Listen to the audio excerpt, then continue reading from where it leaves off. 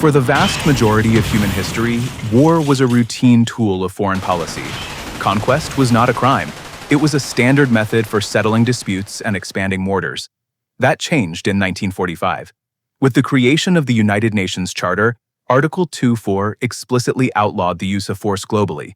For the first time, breaking the peace became an illegal act. But the Charter included a specific exception.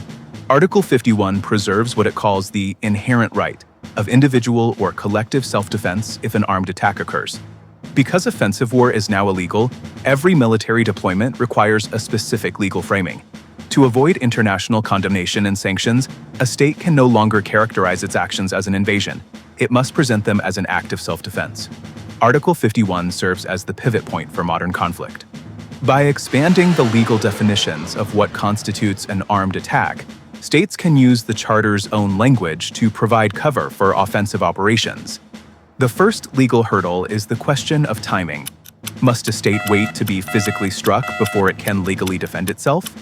International law relies on the 1837 Caroline test, which permits a preemptive strike only if the threat is instant, overwhelming, leaving no choice of means and no moment for deliberation. In practice, states often blur the line between a legal preemptive strike against an imminent threat and an illegal preventive war. Preventive war involves striking a rival to stop a threat that is seen as inevitable, even if it isn't immediate. This tension is central to the debate over strikes on Iranian nuclear facilities. While these missiles represent a significant capability, international law does not recognize a right to self-defense based on speculative or potential future threats.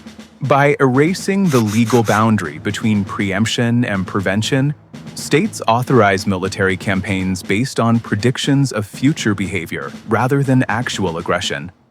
The second legal hurdle is proportionality. The standard expectation is a defensive response must be restricted to the scale and scope of the initial attack. At the Peace Palace, during the oil platforms dispute between the US and Iran, this strict requirement of exact symmetry was directly challenged. Following a mine attack on the USS Samuel B. Roberts, the US Navy destroyed several Iranian oil platforms. The US argued that suffering a mine strike did not legally limit their response to simply deploying a mine in return.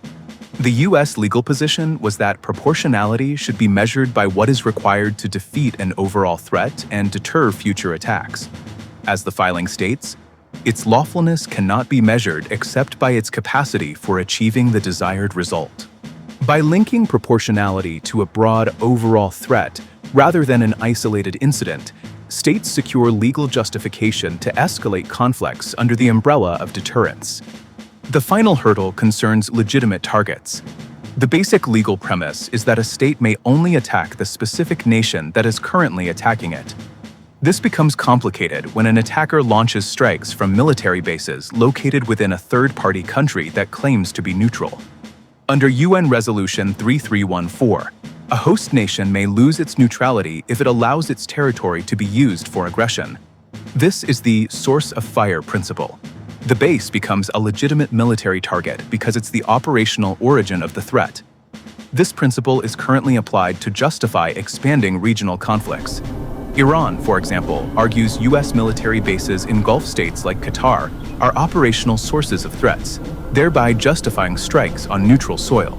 This argument provides a pathway for expanding the geography of war, drawing neutral nations into the combat zone by redefining their territory as legitimate battlefields. When a state can strike based on potential future threats, use disproportionate force for the purpose of deterrence, and target neutral host nations, the legal limits on warfare erode. This represents a crisis of responsibility within the international legal system. The vocabulary designed in this room to outlaw aggression